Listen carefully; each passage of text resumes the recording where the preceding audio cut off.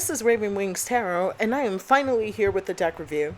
Before I begin, readings will be postponed until the COVID-19 crisis is over. Until then, I will be doing deck reviews and blogging on my website. Today's deck is the Thoth Tarot. This deck was worked on for several years, spanning from 1938 to 1943 by Aleister Crowley and Lady Freda Harris. This deck was meant to be an illustrated representation of Crowley's work, The Book of Thoth, which was originally published in 1944. The Thoth Tarot was published in 1969 by Ordo Templi Orientis posthumously after Crowley and Harris's deaths. This resulted in Crowley and Harris never making a profit from these decks, but the message was widespread. Tarot is a complex system that is imbued with magical properties that draw from the divine. Today, I will be reviewing not one deck, but two, and I will be discussing two books in particular. Understanding Aleister Crowley's Thoth Tarot by Lon Milo Duquette, and Tarot Mirror for the Soul Handbook for the Aleister Crowley Tarot by Gerd Ziegler. The decks in review are the US Game System reprint and the Gold Edition from the UK. The first book is Understanding Aleister Crowley's Thoth Tarot by Lon Milo Duquette. Duquette is one of my favorite occult authors next to Israel Regardie, and by sharing his knowledge of the tarot in this extremely detailed book, Duquette does Crowley an extreme justice. I haven't currently finished reading this book, but it does a great job breaking down the symbolism behind the cards, including the rose cross depicted on the back of the Thoth Tarot. The book as a whole is extremely detailed, and I wouldn't recommend it for those who are beginners. This is more of a book for advanced practitioners and those who have been reading tarot cards for years on end. Next up is Gerd Ziegler's Tarot Mirror for the Soul. This was the first book I ever read when I first got started with tarot, and more specifically this deck. In brief, it's a really good book for beginners starting out with the Thoth Tarot by giving keywords, prompts in the form of questions, suggestions, and a short overview background of the cards. Next up is the US Games reprint of the Thoth Tarot. I originally received this deck a few years ago as a present from one of my friends. The deck box itself is very small, and it wasn't what I expected. The US Games reprint comes with a poster-sized Ancient 10-card spreadsheet. On the back of the deck box is the Empress card, which I will move up closer to the camera so that you can get a better look of it. Again, this box is brand new, and I have never opened this deck, so it still has the plastic wrap on it. For those interested in buying the Thoth Tarot deck that I have displayed here, it is currently priced at approximately $23 on Amazon's website. It's not a bad price for a reprint.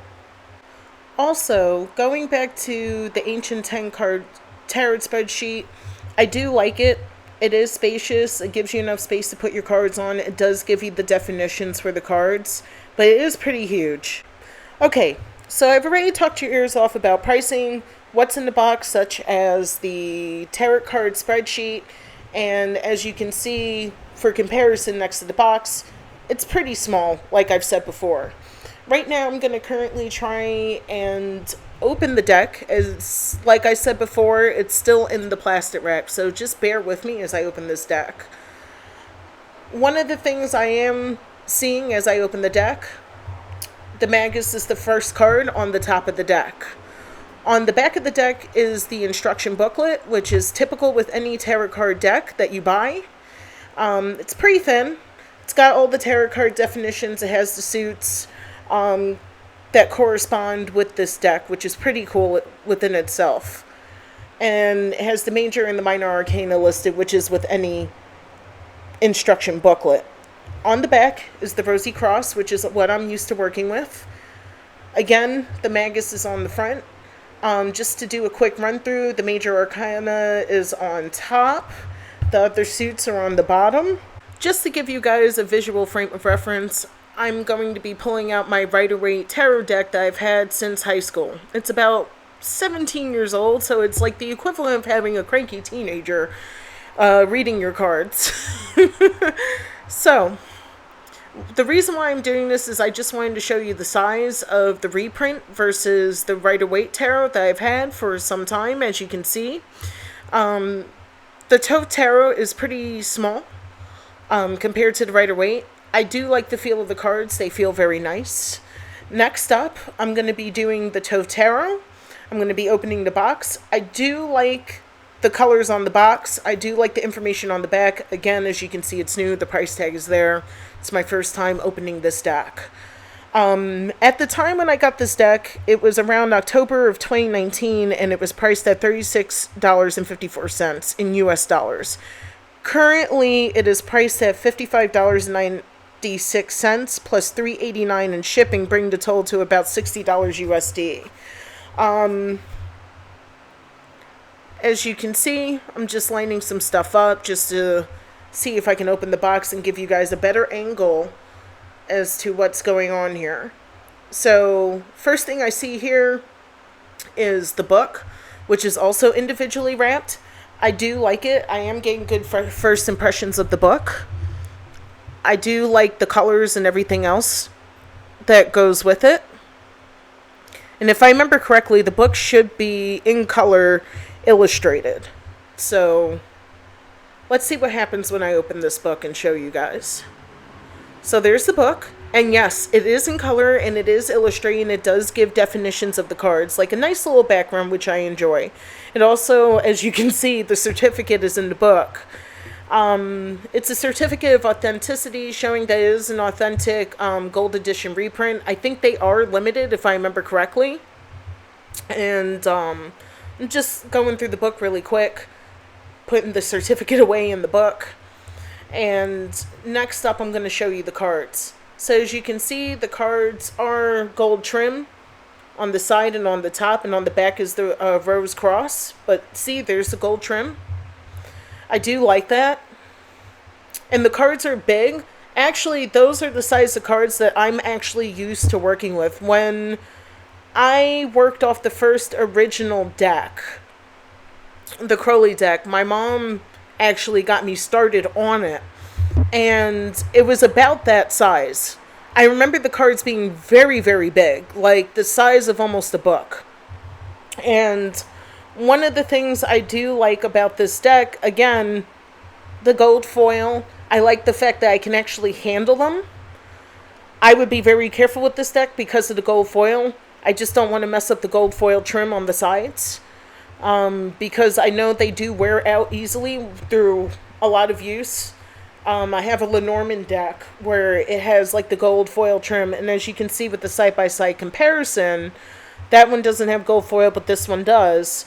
And as you can see, it's a little bit smaller than the gold foil or the gold edition of the deck.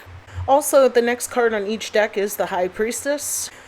Also on the back of the deck, or the back card of the deck, is the Unicursal Hexagram, but it's from the Thelemic Order, and also the thing from the OTO, which I will read to you here. The tarot is a pictorial representation of the forces of nature as conceived by the ancients according to a conventional symbolism. At first sight, one would suppose this arrangement to be arbitrary, but it is not.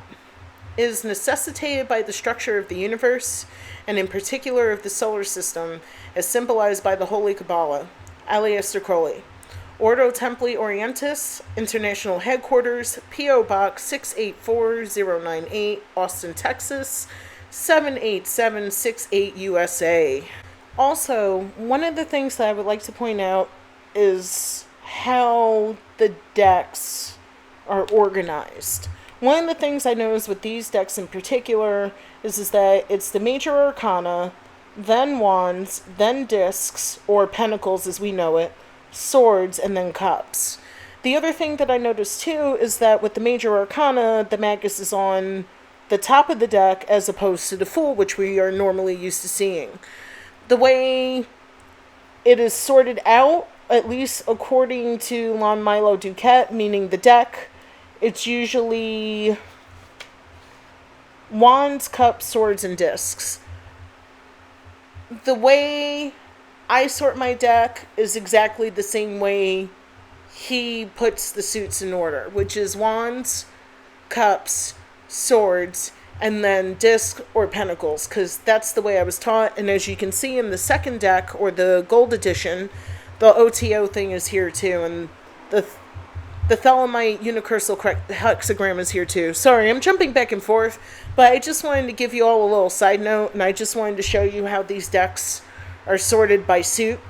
The major arcana is always the cards that like jump out at you like death, Judgment, all of that, or the Lovers. And the Minor Arcana are cards that are forgettable, like the Two of Cups, or the Two of Swords, or the Three of Swords. So I'm just showing you everything on this table, what everything is supposed to look like, the decks, the deck boxes, and everything else. I hope you guys did enjoy this deck review. I'm sorry it took me so long to do this deck review. It's just my equipment and everything has been so outmoded and outdated. It still kind of is, but I was able to mod my computer and do all sorts of stuff to get to the point where I'm at now. Again, I hope you enjoyed this deck review. Follow me at Instagram and Twitter at Ravenwings Tarot. On Facebook, Ravenwings Tarot as well. I'm going to post some more deck reviews in the future. I have the Akamara Tarot coming up next, as well as the Living Wheel. And that's basically it. Have a nice day, and thank you again for watching. Blessed be. Bye.